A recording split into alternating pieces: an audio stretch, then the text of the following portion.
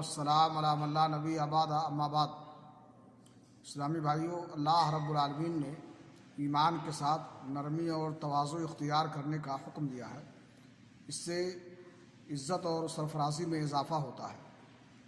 تواضع کا مطلب یہ ہے کہ ایک دوسرے کے ساتھ نرمی، محبت اور عاجزی سے پیش آنا، مال و دولت اور حسب و نسب کی بنیاد پر کسی کو حقیر نہ سمجھنا اور نہ کسی پر زیادتی کرنا۔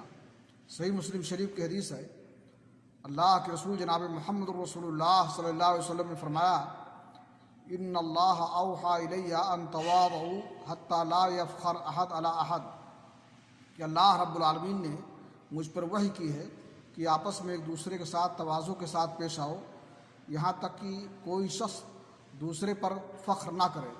اللہ رب العالمین سے دعا ہے کہ اللہ تعالی ہمیں کبر و غرور سے محفوظ رکھے اور عاجزی اور انکساری اختیار کرنے کی توفیق بخشے۔ وآخر دعوانا الحمد للہ رب العالمین۔